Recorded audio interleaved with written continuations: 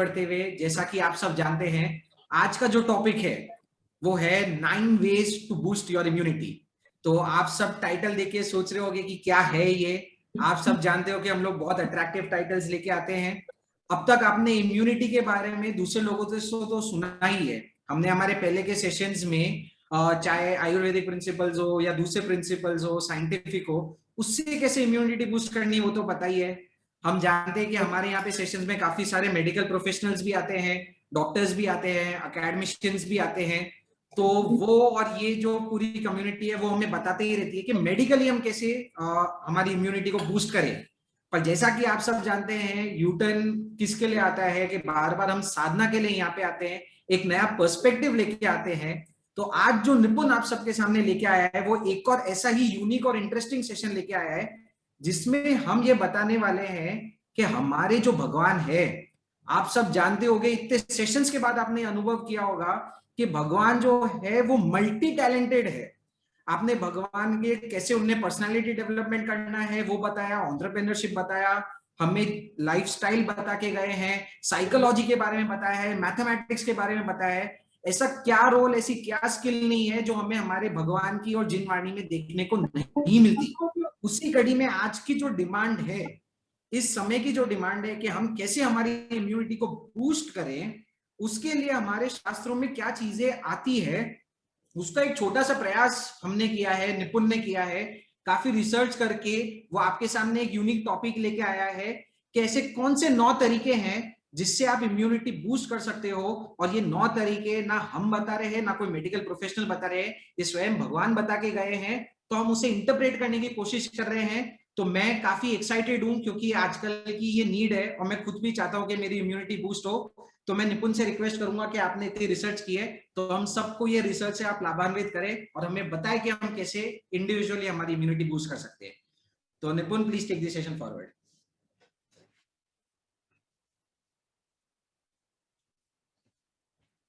वंदना तेरी गुरु,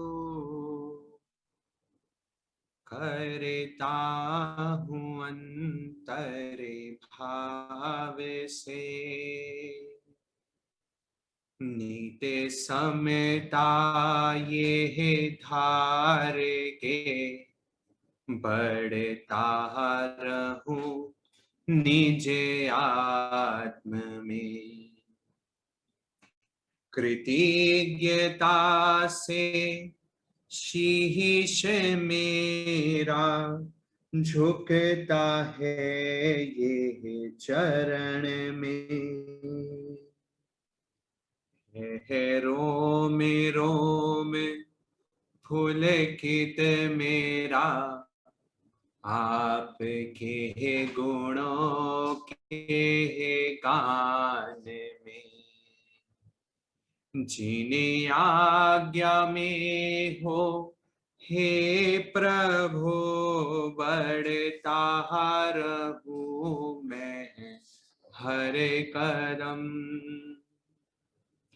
ये भावना ही शून्य हो, अब पूर्ण हो ये जन्म मरण। अल्पज्ञ की इस स्तुति को स्वीकृत तुम कर लेना। प्रत्यक्ष आकर हे गुरुवर, दिव्य दर्शन दे देना। बस आप जैसा बन सकूं वह शक्ति मुझको दीजिए। सब दुखों का अंत हो ऐसी कृपा अब कीजिए। ऐसी ही कृपा अब कीजिए।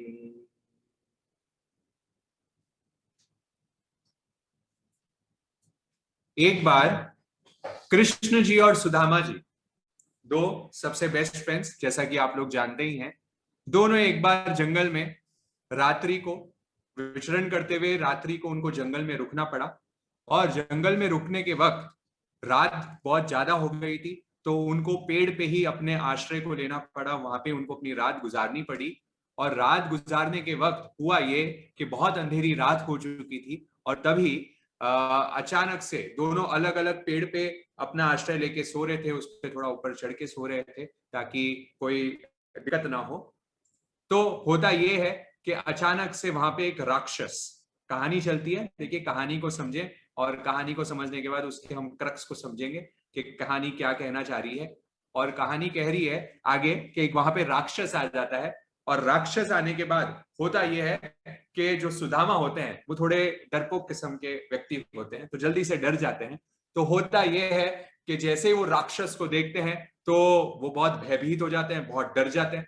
और होता है कि जैसे ही वो डरते हैं तो उनकी जो हाइट है वो कम कम कम कम होने लग जाती है, बहुत छोटी हाइट होने लग जाती है। और राक्षस, क्योंकि राक्षस बड़ा सुदामा को दिखता रहे तो बड़ा डरा हुआ है, और डरते ही वो एकदम स्ट्रॉन्ग कॉन्फिडेंस फील करने लग जाता है राक्षस, जिसकी वजह से उसकी जो हाइट है वो इंक्रीज होने लग जाती है, और वो बहुत विशाल एक बड़ा रूप ले लेता है, बहुत ही भयानक रूप ले लेता है, बड़ा रूप ले लेता है राक्षस। जैसे जैसे डर बढ़ रहा है, सुदामा की हाइट कम होते जा रही है, राक्षस की हाइट बढ़ते जा रही है, और सुदामा जैसे तैसे करते करते छोटे छोटी हाइट में क्रॉल करते करते कृष्ण जी के पास जाते हैं, क्योंकि वही उनके अल्टीमेट बेस्ट फ्रेंड थे और वही उनको प्रोटेक्ट कर सकते थे। और वहां जाते हैं और छोटे छोटे जाके उनके कानों पे चल जाते हैं, कानों के पास जाके उसको उठा, कृष्ण जी को उठा देते हैं। और कृष्ण जी उठते हैं और देखते हैं राक्षस। अब जब कृष्ण जी राक्षस को देख रहे हैं तो वो निर्भय हैं, वो डरते नहीं, वो फियरलेस किस्म के इंसान थे, और फियरलेस होने के कारण उनको कोई डर लगता नहीं है। और जैसे वो राक्षस को देखते हैं, राक्षस को देखते हैं उनका इंटेंशन क्लियर हो जाता है, अरे तू मेरा क्या बिगाड़ेगा, मैं तो देखो देख लूंगा। उनकी ये इंटेंशन सामने ही वो राक्षस को क्लियरली मालूम पड़ जाती है, फेस पे एक भय की शिकन नहीं रहती है। और यही देखते होता ये है कि धीरे धीरे कृष्ण जी की हाइट जो है वो इंक्रीज होने लग जाती है, और राक्षस अब ये विशाल रूप देख के, उनका कॉन्फिडेंस देख के, उनकी निर्भयता देखते, जो राक्षस था उसकी धीरे धीरे हाइट रिड्यूस होनी शुरू हो जाती है, और धीरे धीरे धीरे करते करते वो विनाश की ओर चले जाते हैं। आपको स्टोरी से मॉरल समझ में आ रहा होगा कि जैसे ही भय बढ़ता है, जैसे ही भय बढ़ता है, हमारा आत्मविश्वास, हम स्वयं छोटे होने शुरू हो जाते हैं। और जैसे ही हमारा कॉन्फिडेंस इंक्रीज होता है, जैसे हमारा आत्मविश्वास, हमारा विल पावर इंक्रीज होता है, हम ग्रो करना शुरू कर देते हैं। क्या ये सेम केस अभी हमारे महामारी के रोग में लागू नहीं हो रहा है? क्या हम ज्यादा भयभीत तो नहीं हो रहे? क्योंकि श्रद्धेय प्रमोद जी महाराज साहब कई बार इस वाक्य को कहते हैं, वो कहते हैं रोग का भय परम रोग है। क्या कह रहे हैं? रोग का भय परम रोग है। सबसे बड़ा अगर कोई रोग है तो वो है रोग का भय। और अगर यदि हृदय में रोग का भय नहीं रहता तो बेचारा रोग निष्फल हो जाता है, उसके पास कोई सहारा नहीं रहता है। तो इसलिए हमें डर नहीं रखना है, हमें बिल्कुल भी निर्भयता की ओर हमें आगे बढ़ना है, हमें भयभीत नहीं होना है। क्योंकि भय अगर ज्यादा रखेंगे तो हमारी रिड्यूस होने लग जाएगी, हमारा विल पावर रिड्यूस होना पड़ जाएगा, और तभी हमारी जो इम्यूनिटी है, जो कि आज का हमारा टॉपिक है, वो हमारा वीकेंड होना शुरू हो जाता है, हमारा रिड्यूस होना शुरू हो जाता है। वो हमारे को एक और व्हाट्सएप का मुझे अभी बीच में एक पोस्टर पढ़ने मिला था, जहां पे बहुत मैंने एक स्टेटस पे भी डाला था मेरे, वहां पे आया था कि डियर होता है, जो हिरण होता है, हिरण की जो स्पीड होती है दैट इज, वो जब भागता है हिरण, उसकी स्पीड जो होती है that is 90 kilometre per hour, हिरण की स्पीड जो डियर होती है। और जो टाइगर होता है, जो उसको एक्चुअल में खाता है, उसका शिकार करता है, उसकी जो स्पीड होती है, आपको मालूम है उसकी, टाइगर की स्पीड क्या होती है? उसकी स्पीड होती है only 60 kilometre an hour. 60 kilometre, मतलब तेज कौन भागता है? डियर भागता है, हिरण भागता है। बट जब वो भागता है हिरण, जब टाइगर उसको पीछा करता हुआ होता है उसका शिकार करने के लिए, तो डियर जो है वो डर जाता है, हिरण जो है वो डर जाता है, और डर डर के पीछे देखना शुरू करता है, अरे मेरे को खा जाएगा। वो बार बार भाग भी रहा है आगे, फोकस तो आगे नहीं है, फोकस कहां पे है? ज्यादा पीछे है, अरे कब टाइगर आ जाएगा और कब मुझे खा जाएगा। जिसकी वजह से उसकी स्पीड जो है वो रिड्यूस हो जाती है, और जिसकी वजह से ही उसका शिकार हो जाता है। हम अगर कोरोना से अभी हमारे घर वाले भी अगर कोई पीड़ित है या हमारी अगर उसको रिस्पॉन्स हमें करना है, तो बार बार हमें पीछे मुड़ के उसको डर नहीं दिखाना है, हमें फियरलेस रहना है, हमें प्रोटेक्शंस पूरे रखने, हमारी सावधानी पूरी रखनी है, पर हमें डरना नहीं है, भयभीत नहीं होना है। क्योंकि अगर जब भय हमारे अंदर घुस गया, फियर अगर हमारे अंदर घुस गया, तो हमारी इम्यूनिटी रिड्यूस होनी शुरू हो जाती है। और यही इम्यूनिटी को हम कैसे बूस्ट कर सकते हैं, तो इसके लिए जैसे कि नमन ने आपको बताया, भगवान महावीर ने ऐसा कोई टॉपिक छोड़ा ही नहीं अपने आगमों में। उन्होंने हर चीज का आंसर हमें इन आगमों में दिया है, इन शास्त्रों में दिया है। हम यहाँ पे कुछ थोड़ा प्रयास कर रहे हैं कि उनके रहस्य को आपके सामने उजागर करने के। ऐसे ही ठाणांग सूत्र में भगवान का एक आगम चलता है।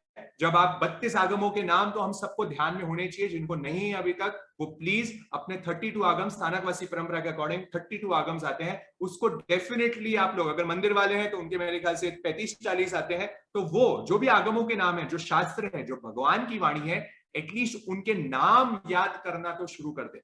पढ़ने की बात आगे आएगी, पहले उनके नाम तो हमें मालूम पड़ने लग जाए, ताकि हम उसको पढ़ पाएंगे, फ्यूचर में हमारी कभी इच्छा तो होगी पढ़ने की।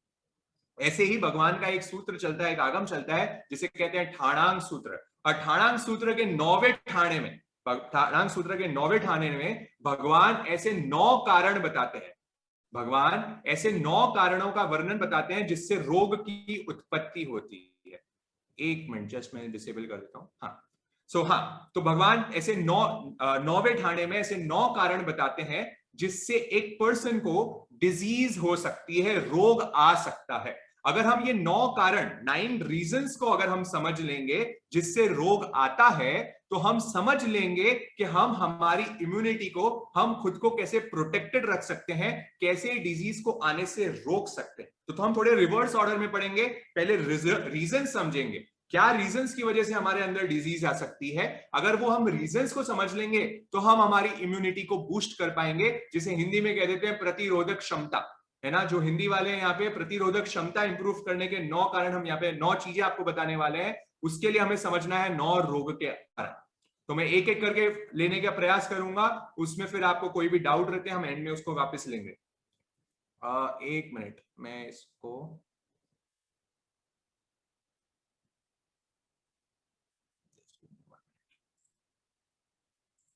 जी, अब आपकी स्क्रीन क्लियर हो गई होगी। हाँ जी, तो सबसे पहला कारण जो भगवान बता रहे हैं जिससे हमारे अंदर डिजीज आ सकती है, हमारे अंदर रोग आ सकता है। देखिए, प्योर आगम की वाणी चल रही है, मेरा कुछ भी नहीं है इसमें। ये 9 चीजें प्योर आगमों में से ली हुई चीज है जो आपके सामने यहाँ पे रख रहा हूं। बस उसको हमने रिलेट करने का प्रयास किया है गुरु कृपा से, कि वो हमारे लिए कैसे हेल्पफुल हो सकती है आज के टाइम में, ऐसी गंभीर स्थितियों में। हम खुद की इम्यूनिटी, देखिए लोग वैक्सीनेशन का पूरा प्रोसेस चल रहा है, सरकार अपनी पूरी प्लानिंग कर रही है, पर देखिए वैक्सीनेशन होने के बाद भी लोगों को कोरोना के चांसेस हैं। वहां पे भी सरकार भी यही हमें कह रही है कि मास्क लगाओ, पूरी प्रिकॉशंस रखो, इम्यूनिटी बूस्ट करते रहो। सरकार भी कह रही है 2 डोजेस लगा भी लोगे, उसके बाद भी आपको प्रिकॉशंस तो रखने पड़ेंगे। तो प्रिकॉशंस रखने के लिए भगवान के 9 सूत्र काम आएंगे हमें। ये 9 सूत्रों का अच्छे से अंदर घोट लेना, आज के आज ही हमें इसको याद भी कर लेना, ताकि हम इसको फॉलो करना शुरू करते हैं। तो सबसे पहला रीजन भगवान कह रहे हैं अत्यासन, मतलब ज्यादा बैठने से, ज्यादा सिटिंग की हैबिट से। क्योंकि आजकल हमारी लाइफस्टाइल जो हो चुकी है वो एक सेडेंटरी लाइफस्टाइल हो चुकी है। मतलब हमारा जो पूरा काम, मेजॉरिटी ऑफिस गोअर्स का आजकल जो काम है, वर्क फ्रॉम होम चल रहा है, और बैठे बैठे हम लैपटॉप्स पे, हमारे कंप्यूटर्स पे काम कर रहे हैं। स्टूडेंट्स भी हमारे आजकल लैपटॉप पे पढ़ाई करते हैं। तो हमारी जो फिजिकल, हमारा जो मूवमेंट है वो बहुत कम हो जाता है। तो ज्यादा बैठने से भी हमें रोग आ सकता है, हमारी डिजीजेस एंटर होनी शुरू हो जाती है। इसलिए फिजियोथेरेपिस्ट भी कहते हैं, हमारे जो जिम वाले भी होते हैं, जो हमारे मेडिकल वाले भी होते हैं, वो हमेशा हमें बार बार बोलते हैं, देखिए do not sit for more than 30 minutes in one आसन, है ना। 30 मिनट से ज्यादा, 40 मिनट से ज्यादा एक आसन पे आप नहीं बैठे। अगर आप सिटिंग की आपकी वर्क है तो हर 25-30 मिनट में, 40 मिनट में आप थोड़ा उठ जाइए, थोड़ी स्ट्रेचिंग करिए, थोड़ी वॉकिंग करके आइए। क्योंकि अगर आप ज्यादा बैठेंगे तो आप में एक सेडेंटरी लाइफस्टाइल, आपकी मूवमेंट बंद हो जाएगी। तो इसलिए एक साधक को भी रोगों से बचना पड़ेगा। देखिए, प्रोटेक्शन हमें शरीर का करना पड़ेगा हमारी साधना के लिए। हमें आत्मा के गोल को पाना है, हमें मुक्ति की ओर हमारी सारी काम करना है। हमारा यूटर्न में जितने स्पिरिचुअल सारे सेशंस अध्यात्म के लिए ही चल रहे हैं, साधक को आगे बढ़ाने के लिए। हमारा यहाँ पे कहीं भी शरीर पे फोकस नहीं है कि शरीर को कैसे बचाएं, पर ये शरीर को बचाने का जो रीजन है वो बस यही है कि हमारे लिए वो हमारी आत्मा जो है वो हेल्पफुल हो पाए। अगर हम शरीर को प्रोटेक्टेड रखेंगे, स्ट्रांग रखेंगे, स्वस्थ रखेंगे, हेल्दी रखेंगे, तो ही हमारा मन धर्म की ओर भी लग पाएगा।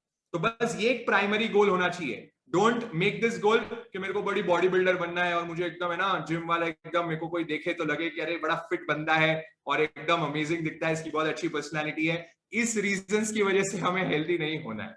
भगवान ने एकदम क्लियर किया है, शरीर की प्रोटेक्शन करो, शरीर को स्ट्रांग रखो, बट वो किस लिए करो? अपनी आत्मा के लिए करो। तो इसलिए सबसे पहले कह रहे हैं कि ज्यादा देर तक सिटिंग वाली चीजें नहीं करें, है ना। जब भी सिटिंग कर रहे हैं तो तुरंत उठ जाइए, फटाफट थोड़े थोड़े टाइम में बैठ खड़े हो जाइए, थोड़ी वॉकिंग करिए।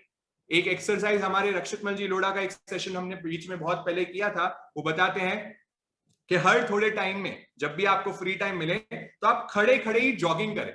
खड़े खड़े ही क्या कर सकते हो आप लोग? जॉगिंग कर सकते हो। बस खड़े हैं, खड़े की पोजीशन में आपके पैरों को ऊपर नीचे करिए, चेस्ट तक लाने की कोशिश करिए, है ना। बस ये जॉगिंग करिए, 1-2 मिनट जॉगिंग करिए और फिर इस शवासन में नीचे लेट जाइए जमीन पे। शवासन 2 मिनट, है ना, 2 मिनट सीधा कमर आप बैठ जाएंगे तो आपको बहुत देखेंगे बहुत आराम फील हो जाएगा। तो ये रेगुलरली क्या हो गई? एक फिजिकल एक्टिविटी हो गई जिससे आपकी थोड़ी बॉडी एक्टिवेटेड रहेगी और आपका कॉन्सेंट्रेशन भी आपके काम में ज्यादा हो जाएगा, क्योंकि एक आसन में ज्यादा बैठे रहते हैं ना तो हमारा कॉन्सेंट्रेशन भी यहाँ हो जाता है। तो मल्टीपल बेनिफिट्स है। इसलिए सबसे पहले भगवान कह रहे हैं देखिए सारे इम्यूनिटी है, ज्यादा आसन पे नहीं बैठोगे तो इम्यूनिटी ग्रो होनी शुरू हो जाएगी। मूवमेंट करते रहोगे, पसीना बहाएं। ये इस काल में बहुत जरूरी है कि आप ऐसा कोई भी वर्क करें पूरे दिन भर में, ऐसा कोई भी जरूर ऐसा कोई काम करें जिससे आपको पसीने आ रहे हैं। इसलिए कुछ ना कुछ वॉकिंग, कुछ ना कुछ जॉगिंग, कुछ ना कुछ फिजिकल एक्टिविटी या फिर योगा, या फिर अगर आप लोग धार्मिक कुछ करना चाहते हो तो एटलीस्ट 36 वंदना, ये हमने पहले भी एक सेशन में हमें कहा था, 36 वंदना शुरू कर दीजिए। आप देखेंगे थोड़े पसीने आने शुरू हो जाएंगे, खुली हवा में जाके करें, अत्यासन से बच जाएंगे। ये फर्स्ट इम्यूनिटी बूस्टर हो गया हमारे लिए, ज्यादा देर तक आसन पे एक आसन पे नहीं बैठे। दूसरा हमारा जो चल रहा है, दूसरा कारण जो यहाँ पे आ रहा है वो आ रहा है अहित आसन। फर्स्ट था अत्यासन, दूसरा आ रहा है अहित आसन।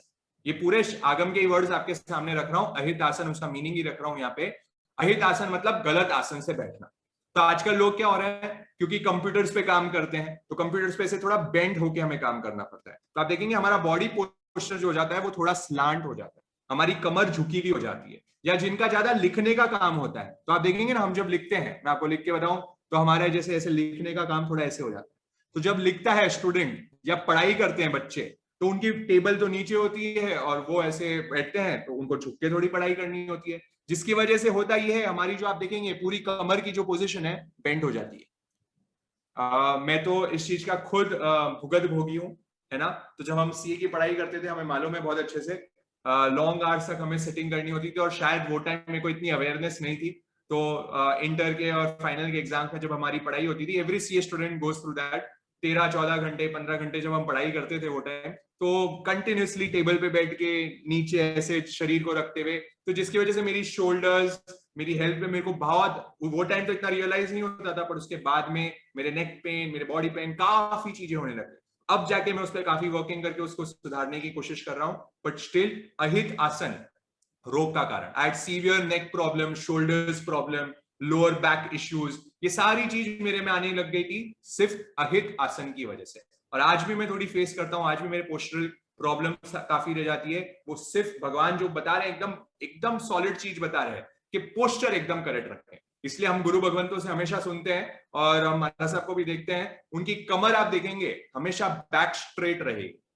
तो देखेंगे स्टूडेंट भी अभी से स्टार्ट करें, अभी भी आप यहाँ पे बैठे हैं, जो भी सेशन क्या होता है, हम रात को सेशन सुनते हैं तो थोड़ा हम रिलैक्स्ड हो जाते हैं, एकदम सिराता विराता लेके बैठते हैं। पर बहुत सारे हमें वीडियोस दिख रहे हैं कि बहुत सारे लेडीज जो देख रही हैं यहाँ पे, बहुत सारे लोग देख रहे हैं, इसलिए वीडियोस प्लीज ऑन रखें ताकि आप लोग अहित आसन नहीं करेंगे, है ना। वीडियोस ऑन करने से क्या हो जाता है कि आप लोग गलत आसन पे नहीं बैठते हो, आप लोग प्रॉपर एक पोस्चर में आ जाते हो। ये बहुत अच्छा वीडियो ऑन करने का फायदा है। नहीं तो क्या होता है, वीडियो ऑफ होते ही ना हमारे आसन थोड़े रिलैक्स्ड हो जाते हैं, हम एकदम मजे में बैठते हैं और पैर वैर फैला के अच्छे से सुनते हैं, तो वो एक क्या हो जाता है, अहित आसन हो जाता है। पर बैक स्ट्रेट रहेगी। हम कोई भी काम करें, आप ट्राई करें बैक स्ट्रेट रखने की। अगर बैक स्ट्रेट रहेंगी तो आप देखेंगे आप सहज ही बहुत सारे रोगों से बच जाएंगे। तो कहते हैं आहार दृढ़, आहार दृढ़, आसन दृढ़, दृढ़ जो निद्रा होए, गुरु कहे वल्लभा मरे ना बूढ़ो होए। क्या कह रहे हैं? आहार को दृढ़ रखो। आगे आहार की हम बात करेंगे, जो हम खाना खाना है हमें, वो भी एकदम सॉलिड खाओ, ठोस खाओ। ज्यादा खाओ उसका मतलब नहीं है, पर ठोस खाओ, अच्छा खाना खाओ, है ना। मतलब ऐसी चीजें खाओ जो गुणकारी है, जो हमारे लिए फायदेमंद है। वैसा खाना खाएंगे तो हमारे को बहुत फायदा करेगा। दूसरा आसन, जो हम आसन जो अभी हम बात कर रहे हैं यहाँ पे, एकदम दृढ़ आसन होना चाहिए। देखो जो साधक होता है ना, वो घंटों तक, आवर्स तक एक आसन में बैठने की उसकी कैपेसिटी बिल्ड हो जाती है। वो बैठे बैठे आराम से साधना कर पाता है। जितना दृढ़ आसन रहेगा उतनी आपकी साधना अच्छी होने लग जाएगी। इसलिए ध्यान के लिए भी सबसे पहले, जिनको भी यहाँ पे तस्य उत्तरी का पाठ आता है, आपको बहुत अच्छे से आता होगा, वहां आता है ठाणेनम, मोणेनम, झाणेनम, 3 चीजें आती है वहां पे। आती है, बहुत लोगों को यहाँ पे तस्य उत्तरी का पाठ आता है। जिनको नहीं भी आता है आज एक्सप्लेनेशन सुन ले, बहुत ही प्रैक्टिकल। वहां आपको तस्य उत्तरी में ध्यान की ओर एंटर करवा रहे हैं। और सबसे पहले वहां पे भी कहते हैं ठाणेनम, भगवान कह रहे हैं ठाणेनम। व्हाट इज ठाणेनम? ठाणेनम इज सबसे पहले काया से स्थिर हो जाओ, शरीर से एकदम स्थिर हो जाओ, आसन को एकदम दृढ़ कर दो। तो ट्राई करें, जब भी आप एक समाइक करते हैं या सुबह कोई ध्यान करते हैं या फिर हमारा 1 घंटे का यहाँ पे आप एक सेशन सुनते हैं, तो ट्राई करें, don't change your position at that point of time. Try करें जितने टाइम एक आसन में बैठ के आप सुन पाए। हम देखिए, आप ट्राई करेंगे, जब भी हमारे यहाँ पे कोई सेशंस होंगे, आप देखेंगे हमारे जितने स्पीकर्स होंगे वो हमेशा ट्राई करेंगे उनका बैक हमेशा स्ट्रेट रखने की और एक आसन पे बैठ के सेशन लेने की। ये प्रैक्टिस से, जितना जो आप प्रैक्टिस करोगे वैसे आप बनते चले जाओगे। Whatever you practice, you become. Whatever you practice, you become. आप प्रैक्टिस करेंगे, आप देखेंगे धीरे धीरे, कुछ कुछ शुरुआत में करेंगे तो धीरे धीरे हमारी बैक ऐसे नीचे हो जाएगी, है ना। थोड़े थोड़े टाइम में बैक नीचे हो जाएगी, फिर आपको एकदम से याद आएगा बैक स्ट्रेट। बैक स्ट्रेट रखने से, बचपन में सिखा देते सीधी कमर, ब्लड फ्लो ऊपर माथे पे आएगा, एकदम बूढ़े नहीं होंगे कभी। तो वहां पे ये कह रहे हैं आसन दृढ़, दृढ़ जो निद्रा हो, एकदम सॉलिड स्लीप लें, 6 आवर्स की स्लीप लें। भगवान ने उससे ज्यादा नींद नहीं ली, अभी आगे हम बताएंगे, निद्रा का भी पॉइंट आएगा। तो गुरु कहे वल्लभा, मतलब गुरु भगवंत कह रहे हैं, वल्लभ को कह रहे हैं, उनके शिष्य को कह रहे हैं, तू मर जाएगा पर बूढ़ा नहीं होगा। मरेगा पर बूढ़ा नहीं होगा। जिनको भी यहाँ पे बुढ़ापा नहीं लाना ना, जिनको भी यहाँ पे ओल्ड एज नहीं लानी है, तो सीधी कमर बैठना शुरू कर देना। आसन को एकदम स्ट्रॉन्ग कर लो, अहित आसन ना करें, गलत आसन में नहीं बैठे, पोस्चर एकदम क्लियर करें। कुछ एक्सरसाइजेस आप फिजियोथेरेपिस्ट के पास या फिर ऑनलाइन आप देख सकते हैं, यूट्यूब पे देख सकते हैं, थोड़ी पोस्चरल करेक्शन कर लें, थोड़ा आसन कर लें, योगा कर लें। एक सर्वांग आसन होता है, एक शीर्षासन होता है, ऐसे कुछ अगर आपको आ जाए थोड़े बहुत योगा के आसन, वो आप सीख जाए तो आप देखेंगे थोड़ी पोस्चर एकदम सही होना शुरू हो जाएगा। तो ये अहित आसन। थर्ड स्टेप आ रहा है हमारा, थर्ड भगवान कह रहे हैं 2 चीज हो गई, याद करना शुरू कर दीजिए मेरे साथ साथ ही। आज याद भी करके जाना है, कोई घर पे पूछ ले कि आज क्या पढ़ा है तो दिमाग में फिट हो जाना चाहिए। Very easy points. आज सबसे पहला पॉइंट हमने पढ़ा है क्या? अत्यासन, अत्यासन। दूसरा क्या पढ़ा? अहितासन। ओके, एक तो अत्यासन ज्यादा बैठना, और एक आया हमारा क्या? अहितासन, मतलब गलत बैठना। अब तीसरा पॉइंट यहाँ पे क्या आ रहा है? अति निद्रा, ज्यादा सोना। और अभी क्या हो रहा है, लॉकडाउन पीरियड काफी जगह चल रहा है हमारा, बहुत लोग थोड़े घर पे बैठे हैं, वर्क फ्रॉम होम करते हैं इंडिया में, और हो रहा ये है कि आराम आराम से लेट तक क्या उठते हैं, आराम से लेट तक सोते रहते हैं। ज्यादा टाइम करे क्या, काम कुछ है नहीं तो ज्यादा देर सोते रहते हैं। पर भगवान कह रहे हैं देखिए, मैक्सिमम जो हमारी स्लीप होनी चाहिए, साइंस भी ये रिकमेंड करती है। और भगवान का जब जीवन पढ़ेंगे वो तो अलग ही किस्सा है। भगवान तो अपने पूरे 12.5 वर्ष के साधना काल में, भगवान का छद्मस काल कितना रहा? 12.5 years, जब से भगवान ने दीक्षा ली। भगवान ने दीक्षा लेने के बाद 12.5 years में भगवान की नींद कितनी हुई? कौन बताएगा मुझे? आप लोग चैट बॉक्स पे बताइए, चैट बॉक्स में मुझे फटाफट बताइए। भगवान ने अपने 12.5 years के पूरे स्पैन में, उनकी साधना में, कितने मिनट या कितने आवर्स या कितने टाइम उन्होंने नींद ली, वो आप मुझे यहाँ पे बताएंगे। ओके, बहुत अच्छे, 2 जनों का मेरे पास आ गया मैसेज यहाँ पे, 48 minutes. Very good. Renu ji, Sumit ji का मेरे पास मैसेज आ चुका है, 48 मिनट्स, दैट्स द टाइम। सिर्फ 12.5 years में भगवान महावीर के लिए हमें अहोभाव आना चाहिए। क्या साधक थे वो, क्या गजब उनकी साधना होगी। आप सोचिए, केवल 48 मिनट नींद ली, और हम यहाँ पे एवरी डे, कोई लोग यहाँ पे 8 hours, 9 hours, और कोई स्टूडेंट्स है वो आजकल और ही मस्त रहते हैं, पता नहीं कितने आवर्स ही नींद ले लेते हैं। पर हमें देखो, जिनको भी ग्रो करना है लाइफ में, even in the spiritual world और even in your materialistic world, जो भी वर्ल्ड में आपको ग्रो करना है, जो भी बड़ा इंसान बनाना है, उसने नींद को अपनी कंट्रोल करी है। नींद कंट्रोल करनी बहुत जरूरी है। नींद कंट्रोल कब करेंगे आप? नींद कंट्रोल जब होगी जब मैक्सिमम आप फिक्स करेंगे कि मेरे को 6 आवर्स से ज्यादा नहीं सोना, 6 to 7 आवर्स, 7 घंटे से ज्यादा तो एक साधक की नींद होनी ही नहीं चाहिए।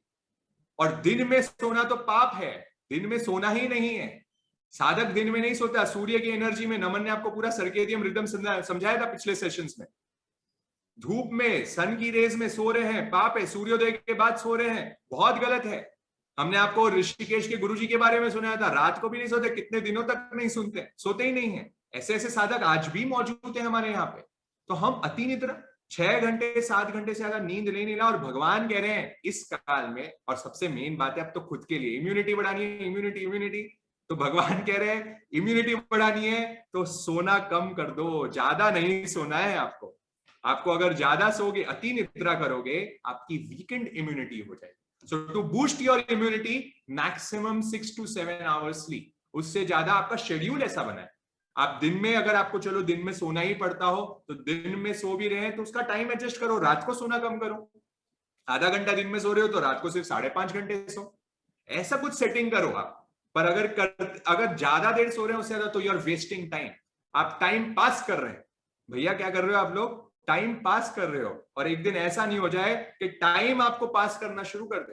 देखिए, टाइम पास इसलिए ज्यादा नहीं करना चाहिए क्योंकि पता चलेगा कि टाइम ही हमें पास करने लग गया है। तो ऐसा बिल्कुल ना करें। टाइम पास के लिए जीवन नहीं मिला है। हमारे पास कितनी बुक्स है, कितना लिटरेचर है, क्या क्या चीज नहीं है हमारे पास। तो इसलिए कुछ करें, स्टार्ट करें। 6 to 7 आवर्स, एक संकल्प लें, मैक्सिमम मेरी जो स्लीप होगी 6 to 7 आवर्स, उससे ज्यादा नहीं होगी। एंड ये नींद ऐसी चीज है, मैं आपको बता दूं, नींद ऐसी चीज है कि आप जितना उसको बढ़ाना चाहते हो वो बढ़ जाएगी।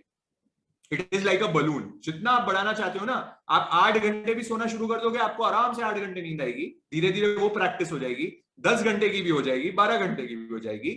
और जितना आप उसको कम करना चाहोगे वो कम होती शुरू हो जाएगी। तो इसलिए एकदम से रिड्यूस नहीं करें। अगर आप अभी 8 आवर्स सोते हो तो धीरे 15 मिनट्स कम करो, फिर 15 मिनट्स कम करो, फिर 15 मिनट्स करो। धीरे करते करते उसको 6 आवर्स पे ले आओ। और साधना में आगे बढ़ोगे तो देखोगे धीरे धीरे और नींद कम हो जाएगी। ऐसे हम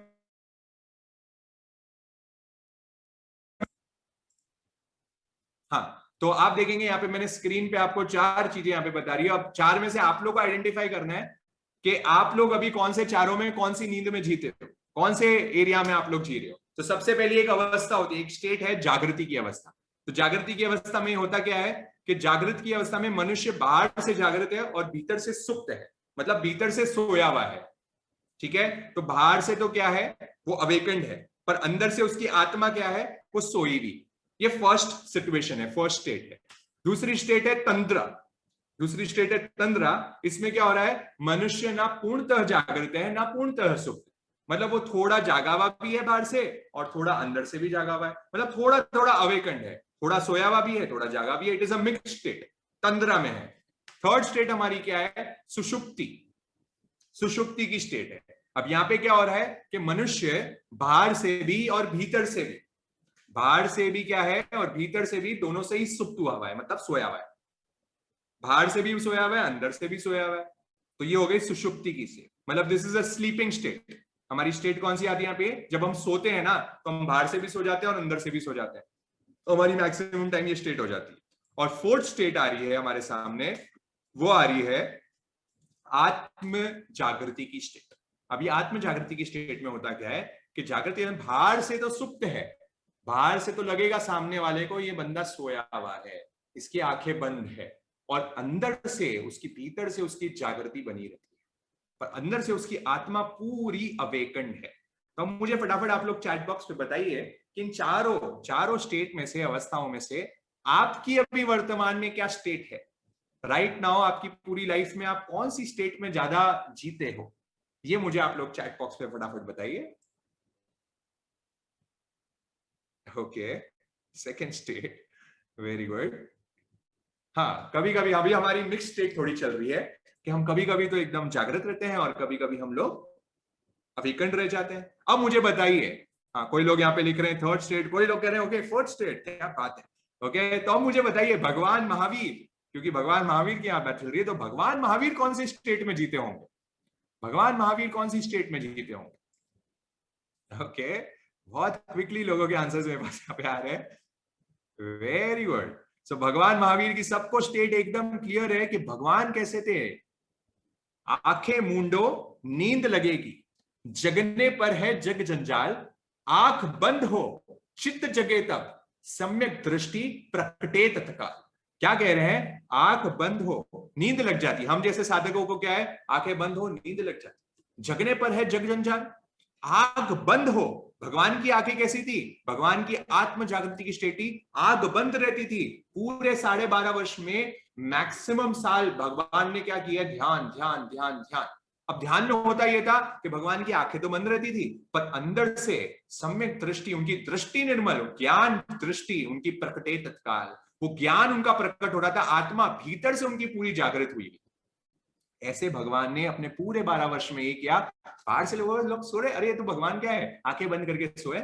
और भगवान के कभी जब तकलीफों की बात करेंगे, भगवान के देख देख के उन्होंने क्या नहीं किया, कभी उसको और डिस्कस करेंगे पूरी उनकी जीवनी के बारे में। बट क्या हुआ यहाँ पे? क्या भगवान तो अंदर से जागृत थे। हमारी नींद कैसी होनी चाहिए? हमारी नींद पूरी 4th अवस्था में होनी चाहिए, अंदर से जागृत रहने चाहिए। तो ये अवस्था पे हमें पहुंचना है। और देखेंगे जिन्होंने यहाँ पे ध्यान शिविर कभी किया होगा, कोई ध्यान का साधना करी हुई होगी, उन्हें ये अच्छे से रियलाइज होगा कि जब हम 10 दिन का ध्यान शिविर करते हैं, उन दिनों में हम जब रात को सोते भी है ना, तो हर एक सपना भी हमें पूरी जागृति से मालूम पड़ता है कि सपना आ रहा है। प्रॉपरली हमें उसके एक एक चित्र ध्यान रह जाते हैं, उसमें क्या संस्कार हृदय में आ रहे हैं, एवरीथिंग हमें क्लियरली मालूम हो जाता है। मतलब हम बाहर से तो सो रहे थे, बट हमारी अंदर से आत्मा जागृत अवस्था में रह जाती है। दैट इज कॉल्ड एज आत्म जागृति की अवस्था। तो हमारा लक्ष्य है 4th। ठीक है, आगे बढ़ते हैं। 3rd 3 चीजें हो गई। अगर बूस्ट इम्यूनिटी करनी है तो ज्यादा नींद को त्यागना पड़ेगा। अब 4th हमारी जो आ रही है, 4th हमारी चीज यहाँ पे आ रही है। अच्छा, एक और क्वेश्चन आप लोग के लिए सामने आ रहा है, चलो सॉरी। तो यहाँ पे एक क्वेश्चन आपके स्क्रीन पे आ गया है कि भगवान के पास इतना इंटेंस फोकस था और इतना इंटेंस उनकी रिलैक्सेशन, क्योंकि भगवान पूरी साधना ही ऐसी करते थे ना, रिलैक्सेशन वाली भी साधना करते थे, शीतलीकरण वाली भी साधना करते थे। तो भगवान इतने रिलैक्स्ड करते थे और कहते थे कि एक दीवार पे उनका फोकस रखते हुए वो ध्यान करते थे। तो भगवान, हम ऐसा समझो कोई काम करते हैं ना, कभी जब हम ज्यादा थका हुआ काम करते हैं, ज्यादा एकाग्रता वाला काम करते हैं, हमें बहुत अच्छे से जल्दी नींद आ जाती है। हम मेडिटेशन अच्छा सा यहाँ पे करके सोते हैं। बहुत जनों को हमने यहाँ पे वीडियोस भेजे हैं, वो लोग वीडियोस सुन के रात को सोते हैं, है ना, तो उनको अच्छे से क्या हो जाता है, नींद आ जाती है, क्योंकि माइंड बड़ा रिलैक्स्ड हो जाता है। पर भगवान के साथ तो उल्टा केस था, वो ज्यादा रिलैक्स थे फिर भी उनको नींद नहीं आती थी। तो ये कैसे पॉसिबल है? How is that possible? कोई मुझे चैट बॉक्स पे अगर बताना चाहे तो ये बताइए इसका आंसर, कैसे पॉसिबल है? भगवान को नींद कैसे नहीं आती थी? क्या भगवान नींद को जानबूझ के त्याग देते थे क्या, या उनको एक्चुअल में नींद ही नहीं आती थी? क्या रीजन था? मतलब एक तो होता है नींद की जरूरत है, और एक है मैं नींद को रोक रहा हूं, मैं उसको त्यागने की कोशिश कर रहा हूं। क्या था? दशनावन्य कर्म का विलय हो गया था। दशनावन्य कर्म का पूरा विलय तो उनका केवल ज्ञान होने के बाद होगा परीक्षा जी, अभी नहीं हुआ उनका, छद्मस काल में नहीं हुआ। ठीक है, वो तो बाद में जाके होगा। आत्म जागृति के कारण, ठीक है, क्षयोपशम के कारण। पूरा क्षयोपशम नहीं हुआ दशनावन्य का, जो आप लोग बोल रहे हैं वो पूरा क्षयोपशम नहीं होता, पूरा क्षय नहीं हुआ उनका, तो अभी तो है उनके पास निद्रा सब अवस्था भी उनके पास है, फिर भी वो नहीं है। तो आगे बढ़ते हैं, या आप एक्सपीरियंस थोड़ा करेंगे जब भी आप थोड़ी साधना करने की चालू करेंगे, ध्यान करने का कोशिश चालू करेंगे, शिविरों में जाएंगे कभी, तो आप देखेंगे स्वतः उनकी जो नींद है वो ऑटोमेटिकली कम हो जाती है, उनको जरूरत ही नहीं पड़ती है। क्योंकि कहते हैं, यहाँ पे आपको यहाँ पे आंसर में लिख के दे रहा हूं, यहाँ पे आप उसको नोट भी कर सकते हो, बहुत इंपॉर्टेंट लाइन है साधना वालों के लिए। सहज समाधि में प्राप्त तृप्ति नींद की आवश्यकता को बिल्कुल कम कर देती है। अगर आप एक्चुअल में 48 मिनट की जो हमारी समायिक है उसको एक्चुअल में बड़ा भावपूर्ण तरीके से कर रहे हो, बहुत सीरियसली कर रहे हो, तो आप देखेंगे आपकी धीरे धीरे आपकी नींद कम होनी शुरू हो जाएगी। अगर आप एक्चुअल में ध्यान की थोड़ी प्रैक्टिस 1 घंटा रोज एवरीडे कर रहे हो, तो आप देखेंगे आपकी नींद की आवश्यकता बहुत कम होनी शुरू हो जाएगी। क्योंकि जो ऊर्जा, एक्चुअल में लोग सोते क्यों है? क्योंकि उनको ऊर्जा चाहिए, उनको कहीं ना कहीं एनर्जी चाहिए। अब वो एनर्जी उनको कहाँ मिल जा रही है? वो एनर्जी उनको ध्यान से ही मिल जा रही है। उनको जरूरत ही नहीं है सोने की, उनको नींद की जरूरत ही नहीं पड़ती। थोड़ी बहुत नींद आती थी तो उसको वो थोड़ा जीत लेते थे। उसको पूरा, पर मैक्सिमम टाइम तो उनको नींद की जरूरत ही नहीं लगी। कहते हैं भगवान ने इतनी तपस्या कैसे कर ली, तो भगवान को भूख लगने की जरूरत है, वो इतने गहरे डूबे हुए थे खुद में कि उनको भूख की रियलाइजेशन ही नहीं होती, इतनी तपस्या ऐसे ही कर ली उन्होंने। तो ये चीजें यहाँ पे हमें थोड़ी गहराई साधना के बाद जब आपको समझ आएगी, तो इसलिए ध्यान थोड़ा डूबने की कोशिश करें ध्यान में, आप देखेंगे आपकी नींद ऑटोमेटिकली कम होनी शुरू हो जाएगी। तो आगे हम फोर्थ कारण की ओर आगे बढ़ते हैं। फोर्थ कारण यहाँ पे आ रहा है, दैट इज अति जागरना। क्या क्या हो गया, फटाफट थोड़ा रिवीजन कर लेते हैं, फटाफट आज थोड़ा रिवीजन भी साथ में याद करना है, क्योंकि फर्स्ट क्या हो गया हमारा, अत्यासन, दूसरा हो गया अहितासन, तीसरा क्या हो गया, अति निद्रा, चौथा क्या आ गया, अति जागरना। अब यहाँ पे क्या हो रहा है, एक तो यहाँ पे ज्यादा नींद की बात कर दी, और दूसरा ऑपोजिट आ गया उसका, ज्यादा सोने से, ज्यादा जागने से। आजकल हमारे क्या जो लोग हो जाते हैं, और रात के थोड़े उल्लू भी हो जाते हैं, रात रात भर जगे रहते हैं, लेट लेट तक जगे रहते हैं, और क्या होता है, नाइट आउट्स करेंगे हम, है ना, आज तो पूरी रात भर हम काम करेंगे, नेक्स्ट दिन पूरे दिन रात भर सोएंगे। तो ऐसे ऐसे हमारे क्या स्टूडेंट्स, यंगस्टर्स ज्यादा थोड़ा इस चीज को आजकल फॉलो करते हैं, ट्रेंड में है हमारे। तो ज्यादा जागरण नहीं करें, ज्यादा जागरण करने से भी आप देखेंगे आपकी इम्यूनिटी रिड्यूस होनी शुरू हो जाएगी। तो अगर आपको अपनी इम्यूनिटी बूस्ट करनी है तो ज्यादा देर तक जागरण नहीं करें, टाइम टू टाइम अपना शेड्यूल बनाएं, और हर दिन हमारी डिसिप्लिन लाइफस्टाइल रखें कि हाँ 11 बजे मुझे सो जाना है, 10 बजे मुझे सो जाना है, एक फिक्स शेड्यूल रखेंगे, आपकी बॉडी क्लॉक सेटिंग होनी शुरू हो जाएगी। सर्केडियन रिदम में आपको पूरा डिटेल में इस चैप्टर पे अपन ने डिस्कशन किया है, नमन ने आपको बहुत डिटेल में लिया है। एक बॉडी क्लॉक है हमारी, वो बॉडी क्लॉक को मेंटेन रखें, उससे आपकी इम्यूनिटी बूस्ट होगी। भगवान अपने शास्त्रों में ये चीज कह रहे हैं, ना ज्यादा सो ना ज्यादा जागो, एकदम सम बैलेंस में रहो। भगवान नींद त्यागने को नहीं कह रहे कि जगे रहो तुम तो साधना करो बैठ के, ऐसा नहीं, भगवान नींद लेने भी कह रहे हैं यहाँ पे, जागना ज्यादा पर ज्यादा जागने भी नहीं कह रहे, दोनों चीज ही कह रहे हैं। तो एकदम बैलेंस्ड होते हुए हमें काम करना है। Next is fifth point, that is उच्चार निरोध। उच्चार निरोध एंड प्रस्वरण निरोध, फिफ्थ सिक्स साथ में ले सकते हैं हम। तो दिट इज कि अगर हमें वॉशरूम जाने की कभी शंका होती है, दैट इज बड़ी नीति या लघु नीति, दोनों में से कोई भी चीज होती है, यूरिनेट करने की कभी हमें कहीं हम इंपॉर्टेंट कोई मीटिंग में बैठे हैं, बहुत बार हमारे साथ हो जाता है, कोई हम मीटिंग में बैठे हैं, कोई इंपॉर्टेंट सेशन कुछ चल रहा है, और हम शर्म में ही है ना, शर्म आती है कि नहीं अभी मैं बीच में कैसे उठ के जाऊंगा, लोग क्या सोचेंगे मेरे बारे में, क्या हो जाएगा, कुछ हमारा इंपॉर्टेंट सेशन चल रहा है और बीच में हमें उठ के जाना हो रहा है, तो हमें बड़ी है ना, ग्रुप में जब बैठते हैं तो बड़ी शर्म आ जाती है कि हम कैसे उठ के बीच में से जाएंगे। तो वो time Bhagwan is very clear on this point, very clear even for sadhu sant. भगवान के स्ट्रिक्ट इंस्ट्रक्शन है अपने साधुओं के लिए भी।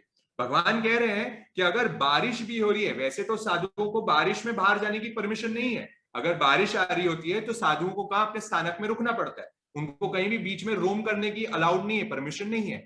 बट भगवान कह रहे हैं कि अगर तुम्हें कोई शंका आ जाती है, उच्चार निरोध है, प्रस्वरण निरोध की, तुम्हें कहीं बाहर जाना अति आवश्यक जरूरी हो जाता है, तो तुम्हें बाहर बारिश में भी जाना तुम्हारे लिए छूट है, तुम जा सकते हो।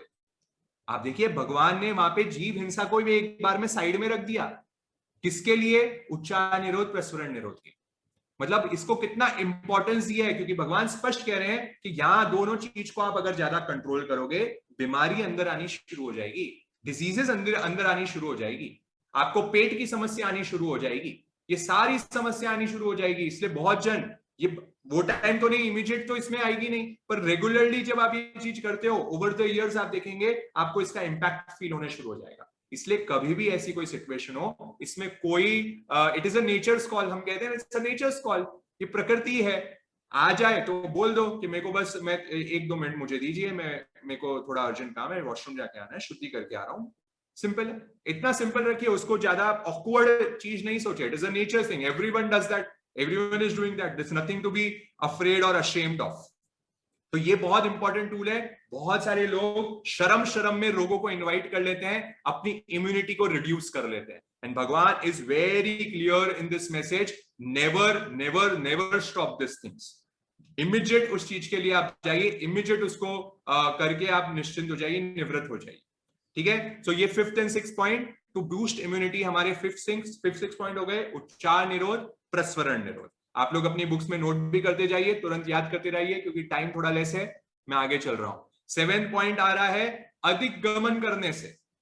7th पॉइंट यहाँ पे क्या आ रहा है, ज्यादा गमन करने से, मतलब ज्यादा, कभी कभी क्या होता है, हम शुरुआत में ना थोड़े जोश में आते हैं, जब हमारी बहुत दिनों से एक्सरसाइज नहीं होती है और किसी को थोड़ा एकदम झटका लग जाता है कि मेरे को पतला होना है या मेरे को थोड़ा फिट होना है, तो क्या करते हैं, एक ही दिन में ना ज्यादा दौड़ लगा के आ जाते हैं, ज्यादा जॉगिंग करके आ जाते हैं, या ज्यादा ओवर योगा कर लेते हैं, ओवर एक्सरसाइज कर लेते हैं, या ओवर वॉकिंग करके आ जाते हैं। एक ही दिन में हम 4-5 किलोमीटर 10 किलोमीटर चल के आ जाएंगे। ये अधिक गमन करने से, चलने से भी हमारे अंदर हम डिजीजेस को आमंत्रण दे देते हैं, हम बीमार होना शुरू हो जाएंगे।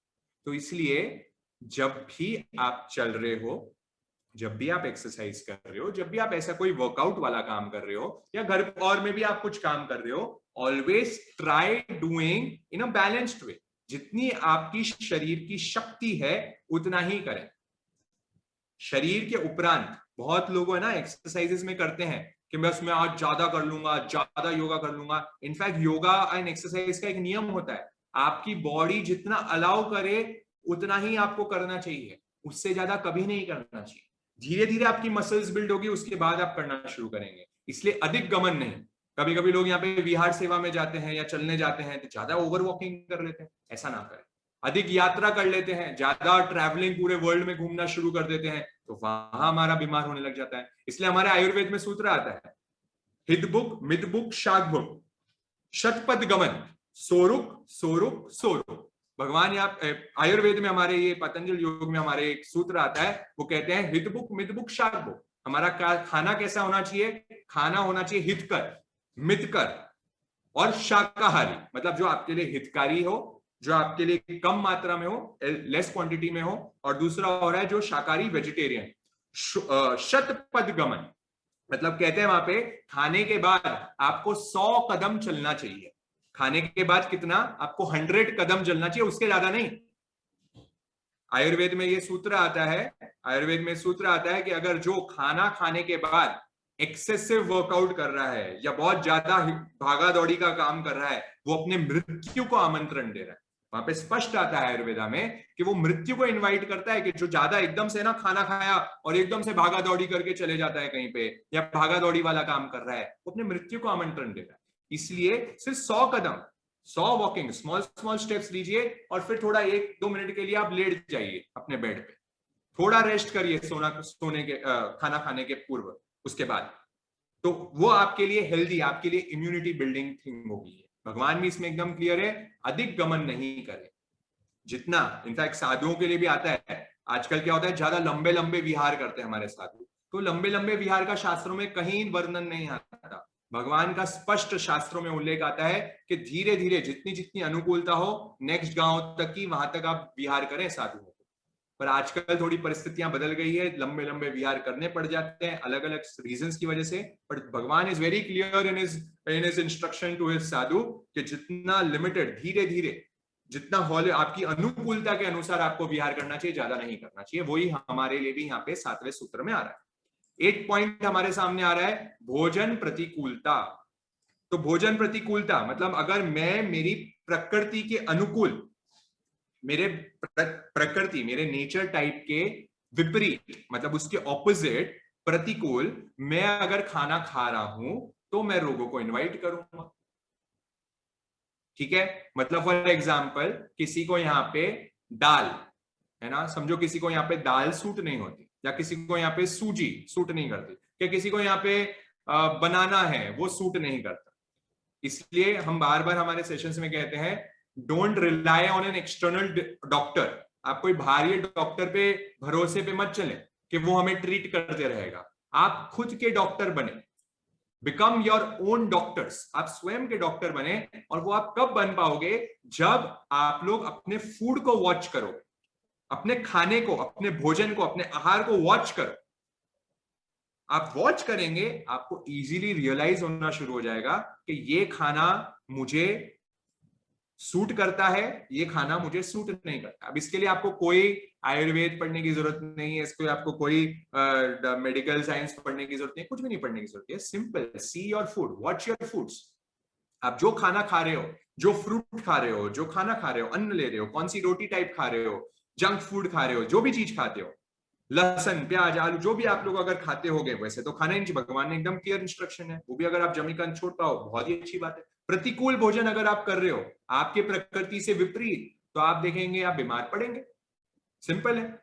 तो ये आपको बहुत नोट करो, खुद एक है ना डायरी बनाओ। हमारे डॉक्टर रक्षित मल्ली लोढ़ा तो इस चीज के लिए बहुत बोलते हैं, वो कहते हैं अपनी डायरीज बनाओ खुद, है ना। अपनी डायरीज में लिखो कि कौन सा खाना मैंने आज खाया और देखो उसका रिएक्शन क्या हुआ, क्या सूट करा आपको, क्या सूट नहीं करा। आप एक वीक बाद, 10 दिन बाद तो आपको खुद को रियलाइज हो जाएगा, अरे ये फूड टाइप मेरे को सूट कर रहे हैं, ये फूड टाइप नहीं सूट करते। आपका डायरेक्शन आपका पेट अपने आप बता देगा। अच्छा मुझे बताओ आप लोग कि आप लोग कोई शादी में जाते हो, है ना, अब तो बहुत टाइम से नहीं गए, पर शादी में जाते हो और वहां पे खूब सारी क्या है 150 आइटम्स रहते हैं और सबको आप टेस्ट करते हुए आ जाते हो, है ना, क्योंकि हमारी जीभ की रसना इतनी होती है मस्त, और खूब पानी पूरी भी चपेट ली और हमने भेल पूरी भी खा ली और पता नहीं क्या क्या सारा अटरम शटरम एक ही दिन में खा जाते हैं। और फिर अगले दिन सुबह सुबह वॉशरूम में जाके आप लोग की जो हालत होती है वो सबको ध्यान है ना, सबको अच्छे से मालूम पड़ जाती है कि मैंने कुछ गड़बड़ खाया कल रात को। मतलब आपको खुद खुद रियलाइजेशन हो जाती है कि मैंने कुछ गड़बड़ खाया है जिसकी वजह से मेरा पेट खराब हुआ है। तो पहले खाया ही क्यों, गड़बड़ की क्यों? अगर वो नहीं करेंगे तो रोग आएगा ही नहीं, रोग इनवाइट ही नहीं होगा। और गलत खाओगे इम्यूनिटी रिड्यूस होगी। तो खुद को इम्यूनिटी को बूस्ट करने के लिए eat only the right foods. Ayurveda में सूत्र चलता है पथ्ये सति गडार्थस्य किम औषधि सेवनम, पथ्ये असति गडार्थस्य किम औषधि सेवनम। तो कह रहे हैं वहां पे अगर पथ्य मतलब तुम्हारे लिए जो राइट है, जो करेक्ट फूड है, अगर तुम खा रहे हो, अगर वही फूड तुम खा रहे हो जो तुम्हें सूट करता है, तो तुम्हें औषधि की क्या जरूरत पड़ेगी? तुम्हें क्यों मेडिसिन की जरूरत पड़ेगी? क्यों तुम्हें अलग अलग गोलियां लेनी पड़ेगी? डायबिटीज वाले को मालूम है मुझे शुगर ज्यादा नहीं खानी है, तो फिर वो अगर वो नहीं खाएगा तो उसको नहीं लेनी पड़ेगी मेडिसिन। और दूसरा आता है कि अगर आप पथ्य को फॉलो करोगे ही नहीं, अगर मेडिसिन ले भी रहे हो, डायबिटीज वाला मेडिसिन ले भी रहा है, पर साथ में रोज मस्त रसगुल्ले और पेठे और खूब सारी चीज ठोके जा रहा है, तो वो मेडिसिन क्या होगा? मेडिसिन का कुछ फर्क पड़ने वाला है क्या? मेडिसिन का कोई फर्क नहीं पड़ेगा। मतलब अगर पथ्य असति मतलब अगर तुम गलत खाना खा रहे हो तो भी औषधि कोई फायदा करने नहीं वाली। इन शॉर्ट मेडिसिन पे रिलाई करना छोड़ दो। मेडिसिन पे एक्सटर्नल ट्रीटमेंट है हमारा, मेडिसिन पे भरोसा, वैक्सीनेशन से भरोसा करना छोड़ दीजिए। हमारी अंदर की इम्यूनिटी ही काम करने वाली है लॉन्ग रन में। अगर हमारी इम्यूनिटी लॉन्ग रन में स्ट्रांग रहेगी, हमारी फिजिकली हम फिट रहेंगे, तो ही हम कोई भी रोग से लड़ पाएंगे। तब फिर कोई भी कोरोना आए या कोई भी महामारी आए, हम उसके लिए तैयार रहेंगे। तो ये हमें यहाँ पे सूत्र मिल रहा है, भोजन प्रतिकूलता। अगर भोजन प्रतिकूल है तो हमें वैसा खाना त्याग देना चाहिए। भगवान भी अपने उत्तराधीन सूत्र में कहते हैं आहार मिच्छे नियमेषण सहाय मिच्छे निवृत्त बुद्धि। कहते हैं आहार हमारा क्या हो, ऐषणीय नहीं हो, कम हो, उसको पूरा कंट्रोल करते हुए चले। अगर साधना में भी आगे बढ़ना है तो कंट्रोल करते हुए आपको आपका खाना खाना पड़ेगा। आहार को पूरा कंट्रोल, साधना परक आपका खाना खाएंगे, कम मिर्ची का, कम तीखा, कम तलावा, नो जंक फूड, ऐसा खाना खाएंगे तो ही अध्यात्म में भी आपकी प्रगति हो। और लास्ट पॉइंट भगवान कह रहे हैं कि 9th पॉइंट, ये बहुत इंपॉर्टेंट पॉइंट है, दिस इज अ क्रक्स, है ना, ये सारी चीज इसमें मिला देगा। जो जो चीजें हमने यहाँ पे करी थी आपसे डिस्कशन, अगर ये पॉइंट अगर आप लोग फॉलो कर लोगे तो आपकी इम्यूनिटी सॉलिड बढ़ जाएगी, सॉलिड बढ़ जाने वाली। ये एकदम नाइट्रो बूस्टर है पॉइंट, नाइट्रो बूस्टर वाला पॉइंट है। ये पॉइंट कह रहा है इंद्रिय weak open. Now what is इंद्रिय वीक ओपन? हमारी पांचों इंद्रियां हैं, है ना, हमारी पांचों इंद्रिया कौन सी? श्रुत इंद्रिय, चक्षु इंद्रिय, घ्राणेन्द्रिय, रसनो इंद्रिय, स्पर्श इंद्रिय। हम सब जानते हैं, कान, नाक, मुंह, आंखें और हमारा टच, 5 थिंग्स आ गई हमारी। तो क्या हम खाना केवल मुंह से खाते हैं क्या? क्या हम खाना हमारा केवल मुंह से खाते हैं क्या? मुझे बताएंगे यहाँ पे। मैंने वैसे तो लिखा हुआ है आप लोगों को, यहाँ पे भी लिख के दिया हुआ है आप लोगों को, हमारा जो फूड है वो केवल मुंह से ही नहीं जा रहा। हमारा फूड, ये 5 सेंसेस की यहाँ पे बात चल रही है, वो 5 सेंसेस से मेरे अंदर फूड आ रहा है। मैंने एक सेशन आपको लिया था फूड एंड स्पिरिचुअलिटी का। अगर जिन्होंने भी नहीं देखा है वो प्लीज जाके फूड एंड स्पिरिचुअलिटी पूरा 2-3 वीडियोस है, पार्ट्स में हमने लास्ट टाइम बहुत लिए हुए थे। पूरा आहार पे ही चर्चा की हुई है उसमें महक ने, और वहां पे हमने पूरा बताया था एक प्रकार का आहार होता है दैट इज रोम आहार, जो रोम से अंदर हमारे आहार चल रहा है, मतलब 5 इंद्रियों से हमारे अंदर फूड जा रहा है। तो जैसा हम हमारे आजू बाजू हमारा वातावरण देख रहे हैं, उस अकॉर्डिंग हमारे अंदर चीजें जा रही है। तो एक तो फिजिकल फूड जो आप खा रहे हो वो, दूसरा अगर आप आपकी इंद्रियों का दुरुपयोग कर रहे हो, मतलब इसका मिसयूज कर रहे हो। आंखों का काम था कि अच्छी चीजें देखना, उसका सदुपयोग करना। अच्छे ज्ञान की चीजें सुनना, अच्छे ज्ञान की चीजें देखना, पढ़ना, लिखना, वो सारा आंखों का काम था। पर आप लोग ने उसमें गड़बड़ कर दी, उसका दुरुपयोग किया, उसका मिसयूज करते हुए ऐसी चीजें देखी जो हमें नहीं देखनी चाहिए। And everyone knows what we shouldn't see. हम ऐसी गलत चीजें आज देखिए, बहुत बहुत जगह हमें ये चीज करने हैं। आज हर जगह मीडिया में, अभी इस काल में भी मैं आपको बता रहा हूं, ये बहुत इंपॉर्टेंट थिंग है। अभी अभी आज से आप लोग ये चीज फॉलो करना शुरू करें। मैक्सिमम टाइम हमारे न्यूज में, व्हाट्सएप पे, सोशल मीडिया में, हर जगह आप देखेंगे, आज पेपर उठा के आप कोई भी लाइन पढ़ लेना, सारी में नेगेटिव न्यूज ही देखने को मिलेगी आपको। जो आप रीडिंग कर रहे हो, आज इसकी मृत्यु हुई, आज ये हुआ, प्रशासन ने ये किया, वेस्ट बंगाल में ये हुआ, सारी आपको नेगेटिव न्यूज, नकारात्मक न्यूज। एंड जो ये नेगेटिव न्यूज आप पढ़ रहे हो, वही आपके अंदर एब्सॉर्ब हो रही है, और वो आपके अंदर भय के संस्कार, डर के संस्कार, जो आपके आत्मबल को रिड्यूस करते जा रहे हैं। हमारे सुदामा जैसे, जो हमने स्टोरी के स्टार्टिंग में लिया था, वो रिडक्शन हो जा रहा है। हमारे अंदर का आत्मविश्वास टूटते जा रहा है, क्योंकि हम सारी ऐसी न्यूज देखे जा रहे हैं। और फिर हम डर जाते हैं घर पे, अरे मैं भी बाहर निकलूंगा तो मेरे को ये हो जाएगा, मेरे को ऐसा हो जाएगा, देखो कितने लोग मर रहे हैं, ऑक्सीजन नहीं है, वेंटिलेटर्स नहीं है, आईसीयू नहीं है, हमारा क्या होगा अगर हमें कुछ हो जाएगा। हमारा पूरा दिमाग ही उसमें चले जा रहा है। क्यों? क्योंकि हम अंदर ग्रहण क्या कर रहे हैं? हम ग्रहण भी तो वही कर रहे हैं, हम न्यूज वही देख रहे हैं, हम कानों से सुन वही रहे हैं, हमारे हर जगह आसपास हमें ये चीज मिल रही है, that is what we are eating, और वही हमारे साथ हो रहा है। तो इसलिए दुरुपयोग नहीं करें। हमारे घर पे तो हमारे पापा मम्मी ने तो बहुत अच्छा एक फॉलो कर लिया है अभी लास्ट 10-15 दिन से। उनने बहुत स्ट्रिक्ट, हमने हमारे पेपर वाले को मना कर दिया, घर पे पेपर ही मत लाओ, ठीक है? तो हमारा हिंदी के न्यूज़पेपर सारे बंद हो चुके हैं, हमारे घर पे कोई न्यूज़पेपर नहीं आते। ये लोग ने न्यूज चैनल देखने बंद कर दिए, बिल्कुल भी हमारे मम्मी पापा ने बिल्कुल न्यूज चैनल नहीं देखते हैं। और न्यूज चैनल में कोई न्यूज नहीं, न्यूज़पेपर में कोई न्यूज नहीं। हाँ ठीक है, व्हाट्सएप थोड़ा यूज करने में कुछ दिख जाता है तो दिख जाता है, बाकी उसको भी टोटली अवॉइड। किसी से कोई वार्तालाप नहीं, घर पे हो, सुरक्षित हो, बहुत अच्छा टेक केयर करो, पर आउटसाइड न्यूज से कोई लेना देना करो ही मत। बड़े लोग तो प्लीज इसको फॉलो करना शुरू करें। आप देखेंगे इम्यूनिटी बूस्ट हो जाएगी, डर चले जाएगा, और डर चले जाएगा तो आप लोग उसमें आप देखेंगे आपकी इम्यूनिटी बूस्ट होके आपका रिएक्शन पावर बहुत बढ़ जाएगा, आत्मविश्वास बढ़ जाएगा। तो इसको फॉलो करें।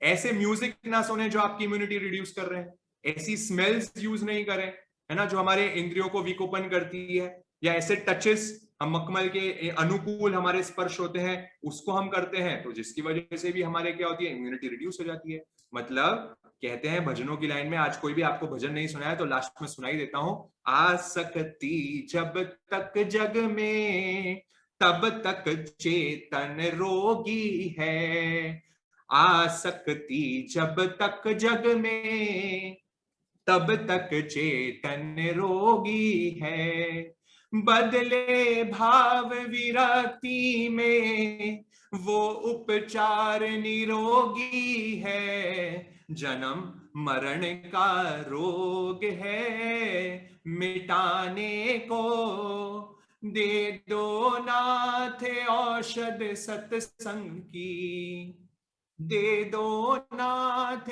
औषध सत्संग की। क्या कह रहे हैं? रोग यही है कि मैं रोगी हूं। रोग, बहुत इंपॉर्टेंट लाइंस बता रहा हूं यहाँ पे, रोग वही है कि मैं रोगी हूं। आधे से ज्यादा लोग क्या समझते हैं, अरे मैं बीमार हूं, मैं तो ऐसे ही होती हूं, मेरे को पता नहीं, बीमार हो जाती हूं, आई एम दिस, मैं हमेशा अनहेल्दी रहती हूं, मेरे को पता नहीं ऐसे हो जाता है। आधे लोग यही रिपीटेशन हर रोज करते हैं अपने साथ। तो वो क्या होंगे? सबसे बड़ा रोग ही ये है कि वो खुद को बोलते रहते हैं मैं रोगी हूं, मैं रोगी हूं, मैं अनहेल्दी हूं, मैं बीमार हूं, मैं बीमार हूं। तो बीमारी रहेगी, वो बीमारी रहने वाले हैं। तो अगर औषधि क्या है? रोग यही है कि मैं रोगी हूं, और औषधि यही है कि मैं आरोग्य हूं, मैं स्वस्थ हूं, मैं हेल्दी हूं। इसे रोज सुबह उठ के अपने घरों में स्टेटमेंट्स रोज जोर जोर से बोले, I am healthy, I am healthy, I am healthy, मैं आरोग्य से पूर्ण हूं। जब आप ये आह्वान कर देते हो पूरे जगत को, आप देखेंगे रोग ऐसे ही भाग जाएगा, वो भाग जाएगा। I am healthy, I am happy, I am strong. ये स्टेटमेंट्स रिफ्लेक्ट करो, खुद को रोज बोलो, और इसमें कोई मिथ्या दोष नहीं लगेगा, आपको कोई गलत दोष नहीं है, क्योंकि आत्मा स्वस्थ है हमेशा, आपकी आत्मा हमेशा स्ट्रांग है, आपकी आत्मा हमेशा हेल्दी है। आप बोले मैं आरोग्य हूं, तो रोग यही है कि मैं रोगी हूं, और औषधि अगर कोई उसकी मेडिसिन वही है कि मैं आरोग्य से पूर्ण। और इन भजनों की कड़ी में जो आया, वो आया जहां जहां आसक्ति है वह हमारी इम्यूनिटी रिड्यूस हो रही है। जो भगवान यहाँ पे आपको कह रहे हैं इंद्रिय विकोपन, इंद्रियों का अगर मिसयूज करोगे, आसक्ति रखोगे, तो आपको क्या हो जाएगा, आपकी इम्यूनिटी रिड्यूस हो जाएगी। तो अगर आपको बूस्ट करनी है आपकी इम्यूनिटी, तो अनासक्ति, चाहे रंग विरक्ति का, वो उपचार निरोगी है। तो ऐसा रंग चढ़ाओ विरक्ति का, विरक्त हो जाओ, अनासक्त हो जाओ, डिटैच्ड हो जाओ अपनी लाइफस्टाइल में। आप देखेंगे जितना आप डिटैच्ड रहोगे, आप देखोगे कि आप ऑटोमेटिकली आरोग्य से पूर्ण होना शुरू हो जाओगे। लास्ट में इसलिए 3 सूत्र आपको दे रहा हूं। थर्ड 3 सूत्र, इसको बहुत इंपॉर्टेंट नोट कर लें।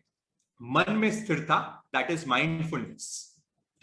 मन में स्थिरता मतलब अब मन आपका एकदम स्ट्रांग होना चाहिए, डिटरमाइंड होना चाहिए, है ना, वेवर्ड माइंड नहीं होना चाहिए, वो आपकी इम्यूनिटी को रिड्यूस कर रहा है। ओके, तो बूस्ट इम्यूनिटी करने के लिए मन एकदम स्ट्रांग। हमने देखा ना, आसन स्थिर, दृढ़ जो निद्रा होए, हमने 3 खूब सारी चीजें, आहार दृढ़, आसन दृढ़, दृढ़ जो निद्रा होए, तो एकदम दृढ़, मन को एकदम स्ट्रांग करे, क्योंकि 90% जो आपके रोग होते हैं वो डायरेक्ट मन से होते हैं, तो उसको एकदम स्ट्रांग करे। दूसरा, चित्त में प्रसन्नता, रीजनलेस हैप्पीनेस लाइए। बस अभी सेशन सुनते सुनते ही मुस्कुराइए, just smile without any reason, without any reason. हमारे अंदर से ब्लिस फ्लो होना चाहिए, बस स्माइल। कोई रीजन नहीं चाहिए हमें स्माइल करने के लिए। अभी मैं देख रहा हूं लोग स्माइल नहीं कर रहे हैं, स्माइल करो, बस just smile. You don't need anything for a smile, बस स्माइल कर लीजिए, रीजनलेस। कोई कारण नहीं होना चाहिए खुश रहने का, आपको हमेशा खुशी रहना है, आप आनंद में ही रहने चाहिए हो, ये आपका स्वभाव होना चाहिए। तो ये जो हेल्थ, जो देखोगे ना आप स्माइलिंग ज्यादा रहेंगे, वो बीमार भी कम ही रहेंगे, ये नोट कर लेना। आप नोट करना, आपके ऑब्जर्वेशन करना, जो ज्यादा हंसते हुए रहेंगे ना उनको रोग भी कम आएंगे, बीमार भी कम रहेंगे। और थर्ड, हृदय में निर्भयता, दैट इज फियरलेस। फियरलेस, आपके हार्ट में आप निर्भय रहो। भगवान महावीर को देखो, हमारे भगवान महावीर कैसे बने, वो निर्भयता से बने। उनकी कितनी फियरनेस थी, कहां जाके ध्यान कर लेते थे, कहां जाके यक्षों के बीच में, वो भूत प्रेतों के बीच में, उनको कोई डर ही नहीं था। और हम भगवान महावीर के सपूत हैं, तो भगवान महावीर के सपूत होने के नाते हमें कहीं भी डर की गुंजाइश रखनी नहीं। तो ये हमारी निर्भयता, फियरलेस। अगर एक्चुअल में कोई साधक बन जाएगा, उसको किसी भी चीज का डर रहने नहीं वाला है। अगर डर मौजूद है अभी, तो समझना अभी साधना में थोड़ी कहीं कमी चल रही है, अभी साधना थोड़ी परिपक्व होनी बाकी है, स्ट्रांग होनी बाकी है। क्योंकि साधक को किसी चीज का डर नहीं है। इहे लोगासन सपोगे, परलोगासन सपोगे, जियासन सपोगे, मरनासन सपोगे, काम भोगासन सपोगे। संधारे के वक्त में पाठ में आता है कि ना तो उसको इस लोक की कामना है, ना दूसरे लोग की कामना है, ना जीने की कामना है, ना मरने की कामना है, ना सुख काम भोग की कामना है। उसको ना जीने की इच्छा है, ना मरने की, जो उसको कोई चीज की इच्छा नहीं, उसको कोई चीज का डर नहीं है। आज भी मृत्यु आ जाएगी, हमने लास्ट में भी बोला, मृत्यु आ जाए साधक हमेशा तैयार रहना चाहिए। He should be always ready for death. निर्भय हो जाइए, इसलिए कोई डर की जरूरत नहीं रखे। माइंड में आज एकदम क्लैरिटी के साथ चाहिए कि रोग का भय परम रोग है, रोग का बिल्कुल डर नहीं रखे, वो इम्यूनिटी ऑटोमेटिकली बूस्ट कर देगा। इसलिए भगवान ने यहाँ 9 ठाणांग सूत्र में आपको 9वें ठाणे में आपको 9 चीजें बता दी। इन 9 चीजों को अगर आप फॉलो करेंगे तो डेफिनेटली आपकी और मेरी, भगवान की आज्ञा में रहते हुए हमारी इम्यूनिटी इंप्रूव होगी।